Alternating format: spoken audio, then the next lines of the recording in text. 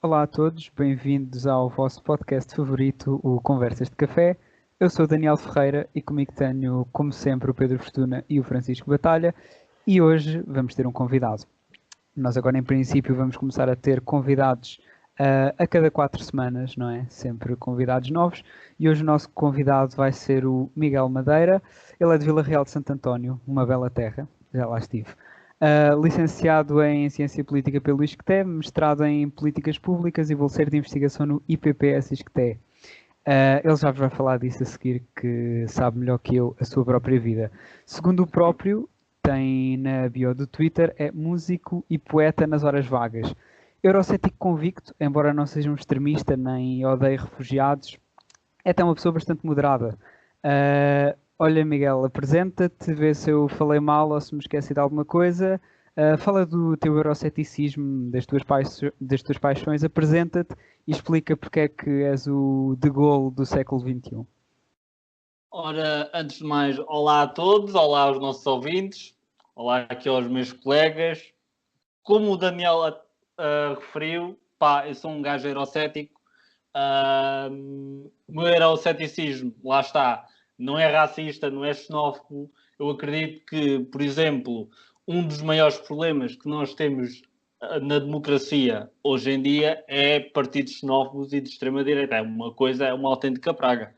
Mas a Europa está a caminhar numa direção que é bastante errada. Nós estamos a assistir a uma crescente centralização dos poderes em países como a França e a Alemanha e à prostituição dos países periféricos como Portugal, Espanha, Grécia e outros. E isto é Achas bastante que é por grave, isso meus que senhores. o Orbán e o Costa agora são amigos? Sim, isso também é outra questão. Portugal é um daqueles países que é muito dependente dos fundos europeus, certo? Toda a gente consegue concordar. Portugal está faminto por fundos europeus. E eu acho que é bastante triste tu teres um país como Portugal, que atravessou tantos anos de ditadura e onde as liberdades e a democracia foram literalmente atiradas para o caixote do lixo, poder estar a fazer acordos de cavalheiros e ter simpatias com malta que ameaça ativamente a democracia, ou seja, o Orbán e, neste caso também, o governo da Polónia, que ultimamente tem tomado também posições bastante extremistas relativamente às minorias LGBT e às mulheres. E em relação ao resto da minha vida, eu toco piano desde os 7 anos de idade, também produzo alguma música, já escrevi um livro de poemas, já o publiquei também, escrevo também ainda um bocado de vez em quando, e estou neste momento a trabalhar no IPPS, comecei há uns dias atrás e estou bastante contente. Estamos a fazer um manual de estudos de casos para a administração pública e acho que é isto, acho que é aquilo que eu posso dizer para começar. Pô, agora se posso ser eu a falar. Primeiro, quer dizer, obrigado por teres aceito o convite do Daniel. Eu gostava também de dizer às pessoas que nós não, nem eu nem o Francisco conhecemos todo o Miguel. Nós nunca falámos com ele, nós nunca ouvimos. Nós, na verdade, conhecemos-lo há cerca de 10 minutos. Portanto, vai ser Portanto, confiaram também por causa cegamente em mim, não foi? Exatamente. Portanto, e daí o nosso nervosismo para este programa. Mas, portanto, falaste do euroceticismo, mas antes de falar sobre isso, portanto, também és poeta. Uhum. Eu não te vi propriamente, mas é tipo, também és tipo meio careca e gordo. É que se não eras tipo mesmo o Pedro Mexia. Não. Careca e gordo, eu acho que isso são as duas palavras que melhor qualificam. Estás a ver? Eu sou tão gordo que eu nem sequer consigo caber pela porta de casa. Que é uma coisa que é soberba, estás a ver? Gordura é formosura. E caber, amigo, eu vou lá, sou viável, ao raio que aquilo é do Gocha. Até encontrei lá o Gocha no outro dia. Fenomenal, mano, é mágico. Mas, portanto, és poeta e disseste que eras publicado. Já publicaste um livro. Não queres dar aqui uma publicidade sobre isso? Já agora fiquei curioso. Pá, eu publiquei o meu primeiro livro há cerca de 3 anos atrás, em dezembro de 2017. Acho que até o lançamento foi no dia 21 de dezembro. É um livro de poemas, chama-se Desabafos de um Desencantado. Foi o meu primeiro projeto, imprimi aí cerca de 200 cópias. Está registado na Casa da Moeda, tem selo e tudo. Pá, e basicamente é um livro de poesia romântica, trágica, estilo neorromântico. Muitas fontes de inspiração provêm de artistas e poetas do século XIX. E o que eu tentei foi tentar contar uma história de amor inspirada na minha vida, em certa parte, e tentar contar uma história de amor em poesia e de uma forma que fosse original e diferente. Eu acho que até foi um objetivo que consegui razoavelmente bem e neste momento até já estou a trabalhar no meu segundo projeto, portanto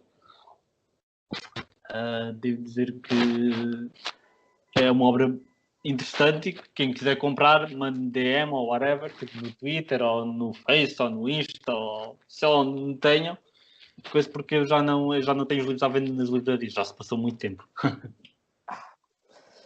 Portanto, epá, nós estamos mesmo a tornar um podcast decente. Isto agora até temos aqui Era exatamente isso que eu estava a pensar. estava a pensar. publicidade, tudo. Eu não fazia ideia, mais uma vez eu não fazia ideia que este momento aqui de autopromoção, eu não fazia a mínima ideia que tu tinhas escrito um livro, portanto foi mesmo por interesse meu.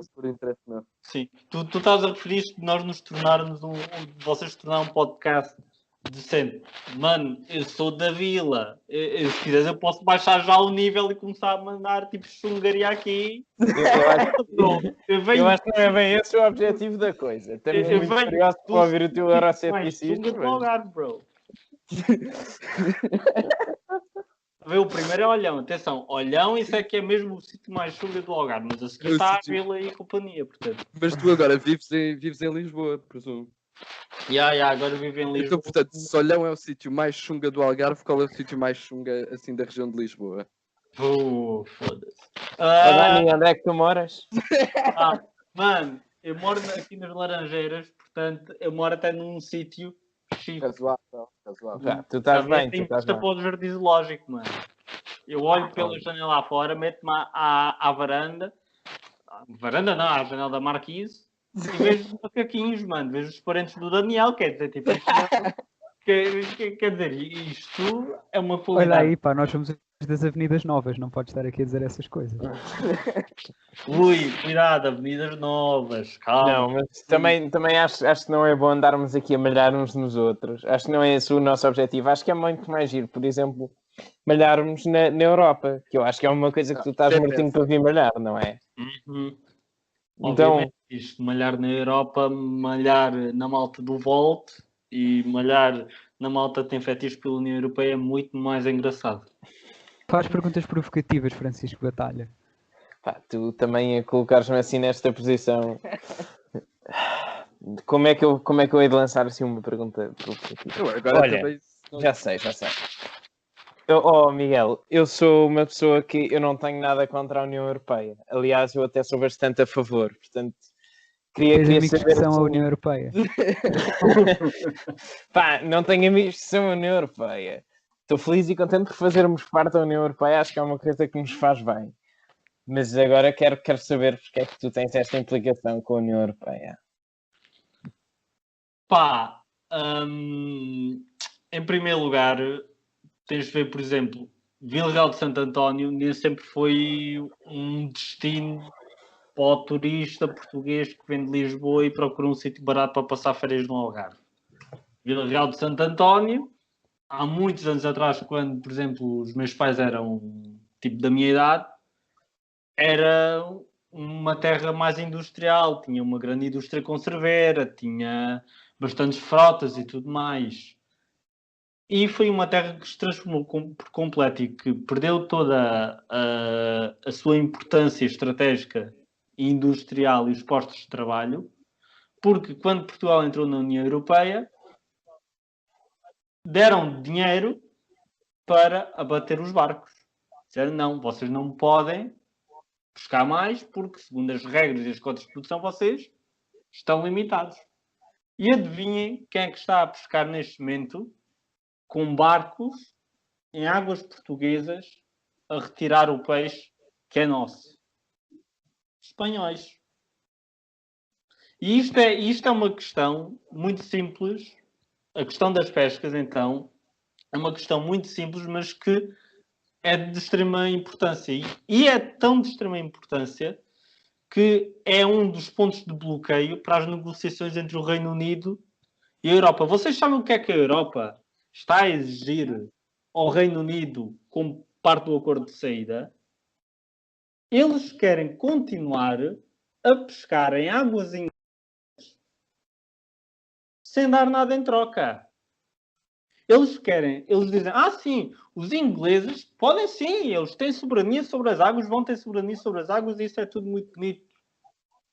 Mas depois eles querem continuar a meter lá o nariz. Isso para mim, desculpem lá, isso não é soberania nenhuma. Se tu tens soberania sobre as águas, não é para teres lá malta da Bélgica, da Holanda, da França, da Dinamarca e companhia limitada a pescar nas tuas águas. Aliás, não admira que cerca de 70% dos eleitores em vilas pesqueiras inglesas votaram para sair. Portanto, mas, por exemplo, agora que estavas a falar, por exemplo, de Vila Real de Santo António, mas no balanço geral de Portugal, portanto, nós entramos para a CE na altura em 1986. Não acha, quer dizer, não concordas, não sei se era essa a tua opinião, que no balanço entre aquilo que se perdeu e aquilo que se ganhou, não ganhámos muito mais do que aquilo que perdemos com a União Europeia? A questão é a seguinte, e isto tem a ver com as configurações de entrada. Quando Portugal entra para a CE, ao fim e ao cabo assinou-se um contrato, assinou-se uma relação contratual. E Portugal na altura estava desesperado por dinheiro. É um facto. Portugal era um país altamente subdesenvolvido e Portugal estava a necessitar de dinheiro urgentemente e decidiram entrar para a CE e na altura até parecia uma opção razoável. O problema é que os termos do acordo claramente que não foram os mais favoráveis para Portugal, porque a curto prazo receber aquela injeção toda de capital para investir nas infraestruturas, nos transportes, na educação, tudo mais, isso está bem, não é? Aliás, Portugal é dos países mais alcatroados da Europa. Mas depois, curiosamente, tem das piores ferrovias que existe no continente. A curto prazo, esse dinheiro soa muito bem, mas a longo prazo, o que é que nós temos? Que a fatura está a chegar Não, agora, não temos indústria. Nós não temos indústria decente. Nós somos um país que está eternamente dependente de fundos. Se nós não tivéssemos assim tão dependentes de fundos, não estaríamos a andar a fazer de canito e gatito da Hungria e da Polónia e a tentar, está bem, direitos humanos, talvez nós podemos esquecer isso. Quer dizer, mas isto é o quê? É que o acordo que foi assinado foi prejudicial.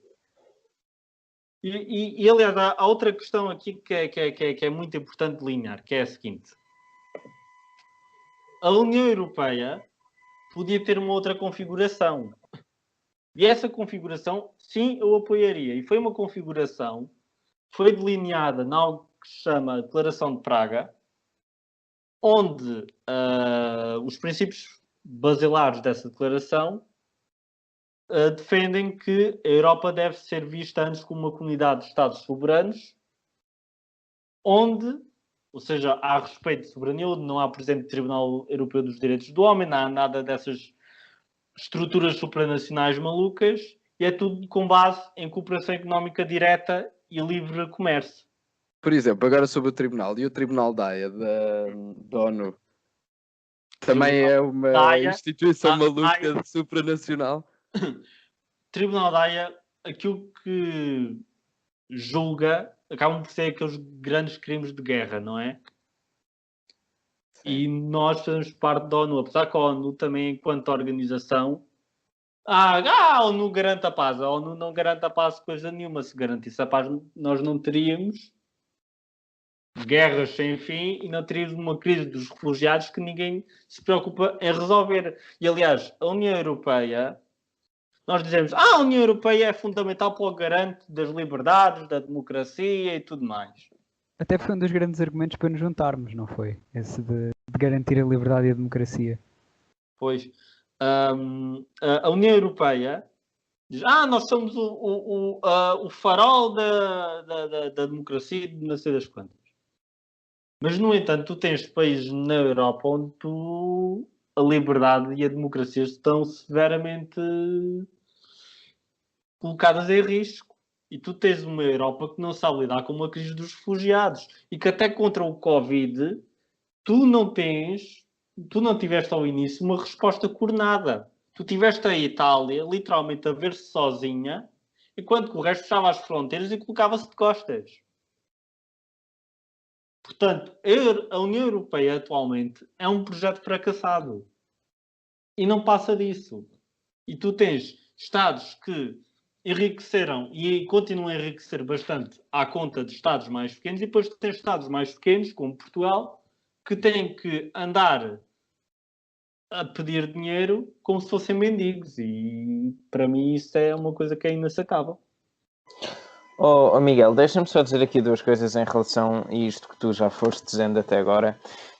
Primeiro queria falar sobre a crise dos refugiados, que tu disseste que, no fundo, aquilo que tu disseste foi que ninguém estava a tentar resolver, ou seja, não havia um esforço para tentar resolver. Mas eu acho que a partir do momento em que tens discussões dentro da União Europeia, em que o objetivo é, ok, existem estas pessoas, temos que as ajudar, como é que as podemos ajudar? Acho que estás a tentar arranjar uma solução para o problema. É verdade que o grosso, a meu ver, o grosso da crise dos refugiados já passou, ou seja, continuam a haver refugiados e continua a ser um problema, e os refugiados que de facto estão nas fronteiras da União Europeia estão a ser muito maltratados, e isso é uma coisa que eu reconheço, ou seja, eu reconheço que ainda há refugiados, não estou a dizer que o assunto já está resolvido, mas eu acho que aquela altura em que se chegavam centenas de refugiados por dia à União Europeia, aos milhares, acho que já passámos um bocadinho por aí. Acho que esta solução que foi encontrada agora pela Europa de cada país ter cotas de refugiados que tem que aceitar é uma solução, não é a solução ideal, mas é uma solução, e portanto acho que só a partir daí já tens uma tentativa de resolução daquilo que é esta crise dos refugiados. Uma coisa que eu te queria perguntar era em relação a Portugal, estamos a preparar o comando, salvo seja, da União Europeia. Eu queria te perguntar o que é que tu achas em relação a isso. Ora, em relação à primeira questão, eu não acredito que a crise dos refugiados esteja mais ou menos resolvida. A questão é que ela está mais abafada. E tu, neste momento, tens um tampão. Esse tampão chama-se Turquia. Tu, neste momento, tens um fluxo de migrantes. Também não é tão grande, porque a guerra civil na Síria já acabou. Isso também foi outro erro da Europa. Aliás, se nós começarmos a falar sobre erros estratégicos militares da Europa, podemos começar já a falar sobre aquilo que originou a atual situação migratória. Primavera Árabe. Aquilo foi um autêntico erro de todos os tamanhos. Mas isso também acaba por ser culpa do senhor Obama. Não é que dizem, Nobel da Paz e tudo mais. Para mim, o Obama tem o nome dele assinado por debaixo da palhaçada que aconteceu aqui. Porque é que foi isto da Primavera Árabe? E a ciência política diz que a Primavera Árabe foi um fracasso. Porque não trouxe democracia. Só houve um país, foi a Tunísia, onde houve democratização, e mesmo assim aquilo já está a resvalar. Porque tivemos Egito, tiveram tal revolução, aquilo andou assim meio patas para o ar, e agora colocaram outro ditador, o Al-Sisi. Ou seja, aí esse falhou. Líbia. Temos um país que aquilo não sabe quem é que governa, está praticamente em clima de guerra civil, e assistimos a tráfico humano. E depois temos a Síria. Foi a festa que nós já sabemos que foi. Portanto, a Europa, em 2010 ou 11, foi quando isto tudo rebentou, não soube olhar para o futuro e ver: será que nós entrarmos para dentro destes países com força militar ou apoio de outros tipos, será que nós não estaremos a prejudicar o nosso próprio status quo? Porque a questão que nós temos que ver é que essas ditaduras aí no norte da Europa, isto é muito mal de se dizer e é muito triste ter que admitir isto. Mas a questão é que essas ditaduras serviam de tampão ao norte da África. E a partir do momento em que tu acabas com essas ditaduras, tu removes o tampão. E depois, por exemplo, a questão da guerra civil na Síria. Guerra civil na Síria, isso também foi uma barbaridade, porque aquilo, a partir do momento em que tu metes os russos lá para dentro, tu não vais ganhar. A partir do momento em que a Rússia entra lá para dentro, esquece. Tu vais ter um massacre. Não vais ter uma guerra. Tu vais ter um massacre de civis inocentes. E isto é a mesma Europa, são os mesmos países que dizem, paz, o mundo e tudo mais. São os mesmos países que depois compactuaram com este tipo de atitudes. Então, mas para ti, o que é que a União Europeia devia ter feito, por exemplo, na Síria? A União Europeia, pura e simplesmente, não. Aquilo, número um, os Estados Unidos da União Europeia não deviam ter metido ali o nariz e deixado aquilo acalmar. Não é? Deixado aquilo. Coisa, por exemplo, na Argélia também houve um bocado disso, só que como ninguém se foi meter lá para dentro porque a Argélia está na mão dos russos, ninguém levantou o dedinho, ninguém fez nada. E a Argélia é o maior país do norte da África. Estamos a falar de milhões de pessoas. Mas, portanto, isso eu por acaso concordo contigo, até porque acho que não acho que nem os Estados Unidos nem a União Europeia devam ser os polícias do mundo e os Pois é, nem dizer... Pois. E os Porque garantes estar a daquilo que empurrar supostamente é ou assim, não é a democracia ou os direitos humanos, etc. Nesse sentido específico concordo contigo. Mas Pedro voltando Fortuna então um está bocadinho quase a citar Jerónimo de Sousa. Temos primeiro Não, de ver o que é uma democracia. Eu pensava que o senhor ia mandar uma coisa sobre quando foi aquela coisa do Barack Obama e do Nobel da Paz. Eu tenho aqui umas notinhas, eu já vou dizer assim. Estou só a deixar falar. Então faça favor, ainda não disse nada. As pessoas até vão pensar que o senhor morreu. É que eu agora, pronto, vou fazer um pequeno monólogo. Eu tenho pouco a acrescentar em relação ao que disseram da política externa da União Europeia, porque, como vocês certamente sabem, e como certamente também concordam, as democratizações à força foi-se vendo ao longo da história que não têm grande resultado e normalmente resultam em caos ou em regimes ainda mais repressivos ou tão repressivos quanto os anteriores, mas com atores diferentes. Mas se me permitem só aqui voltar um bocadinho para o início do programa. Há bocado o Pedro falou podemos dizer dos prós e dos contras da adesão à União Europeia. É assim, há muitas áreas e não só as pescas, também a agricultura e as indústrias foram abandonadas ao longo do projeto europeu, não é? Ao longo da integração europeia, e foram transformando vários pontos do país, alguns, por exemplo, as cidades maiores, e também é nessas cidades que certamente as pessoas são mais amigas do projeto europeu, gostaram muito, ficámos com cidades mais cosmopolitas, até aumentaram a sua população, etc, etc, mas muitas áreas do interior têm assistido a um abandono progressivo e muitas, eu não sei se é o caso de Vila Real de Santo António, mas até em cidades como Lagos, por exemplo, essas cidades só sobrevivem à conta dos imigrantes, que muitas vezes nem sequer são da Europa, que lá se instalaram. E há ainda o problema do trabalho sazonal ser já não uma exceção ou uma coisa que os estudantes ou as pessoas mais jovens fazem, mas já se começa a tornar uma regra.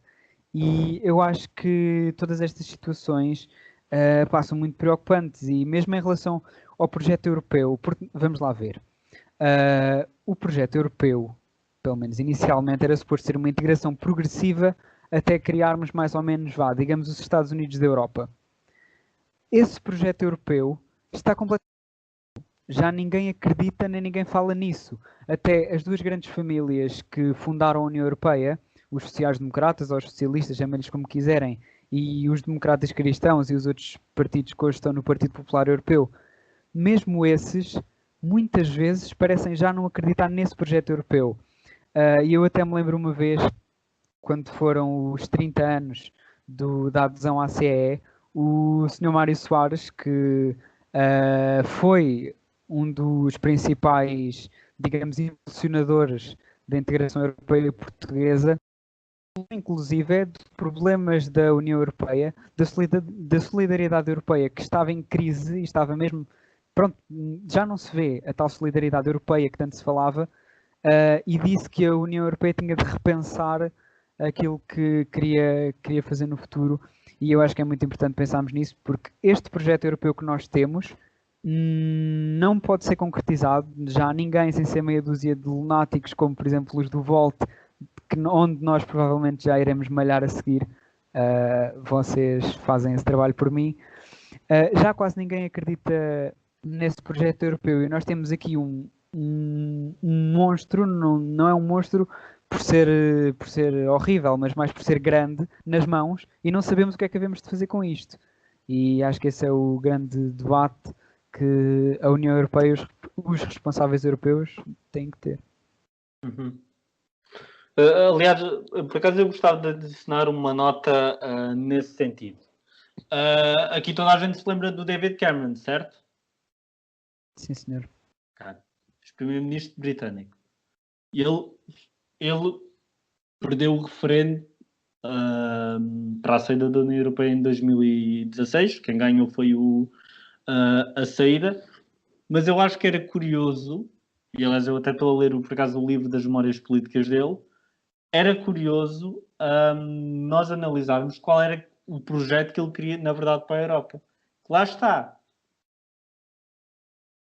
Nós não podemos ir para mais integração, ao contrário daquilo que os lunáticos do Volt e que a malta que tem paixões estranhas pela Europa defendem. Isso não vai acontecer, como o Daniel bem disse.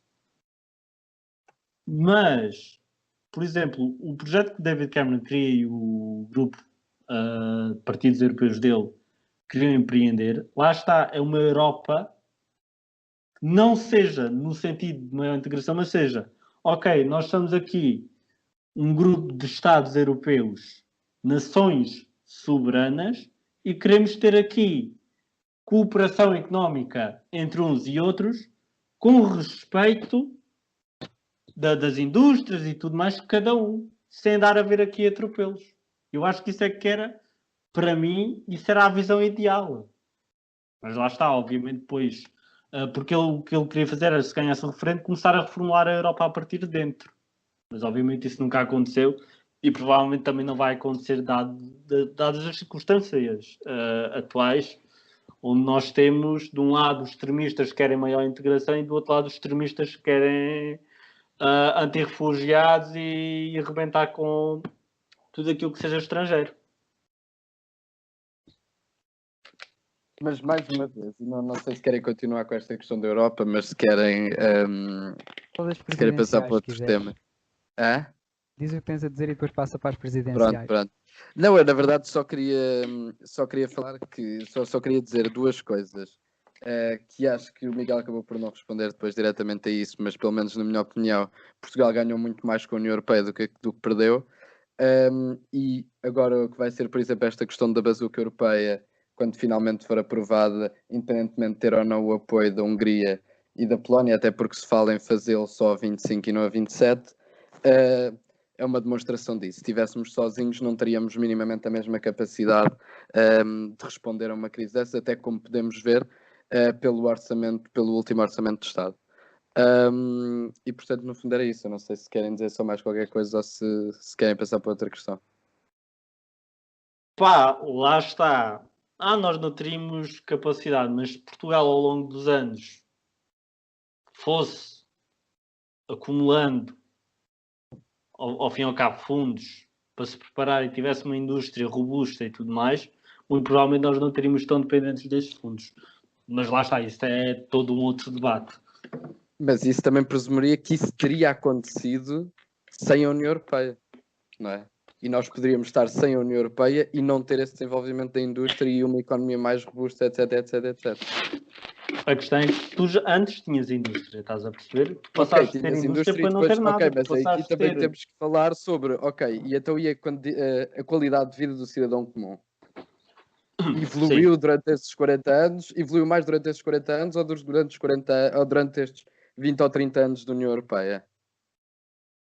Qualidade do cidadão evoluiu, sim. Mas a Muito questão é que mais. nós temos que ver aqui uma coisa que é muito importante, que é, tu podias ter entrado para a União Europeia, muito bem, mas a questão aqui fulcral e o grande erro que foi cometido foi no tipo de contrato que foi assinado, no tipo de relação que foi tomada. Porque Mas eu Espanha, acho que obviamente, Espanha nos dias de hoje está numa posição muito mais favorável que Portugal. Portugal foi cooptado face à Espanha.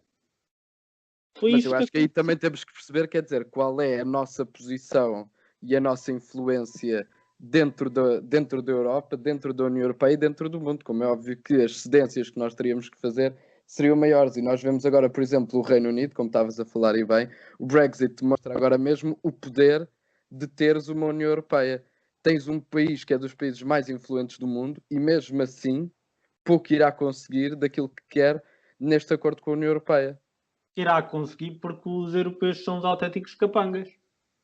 Bom, São Olha, irá mesquinhos. conseguir, quer dizer, eu não Os tem. europeus são não uns posso ir por aí. mesquinhos todos. Diz-me lá, quem é que, na cabeça, uma pessoa minimamente razoável, Sim. acha bem a Europa continuar a ter poder e a continuar e isto é a palavra correta, roubar o peixe que não é deles.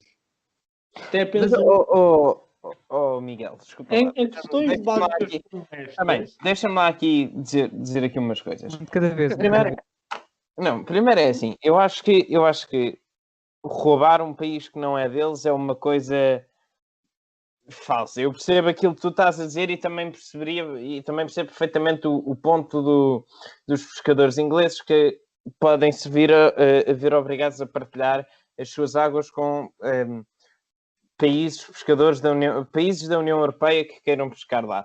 Mas agora, acho que estás a confundir muito umas coisas. Ou seja, tu não podes dizer que a Europa anda a roubar, porque, acima de tudo, porque a União Europeia é... Todos os países que entraram para a União Europeia, não houve nenhum país que entrasse forçado. Ou seja, não houve nenhum país que fosse obrigado a entrar na União Europeia. Ou seja, todos os países que estão na União Europeia querem estar na União Europeia. Eu acho que isto é uma coisa que não nos podemos esquecer. Se bem que entraram quase todos sem Não, consulta mas a questão popular, é não é? que as condições e o tipo de dinâmicas também foram alterando. Tu, quando Portugal entrou para a CE em 86, tu tinhas um bicho totalmente diferente do bicho que tens agora. Mas como é óbvio,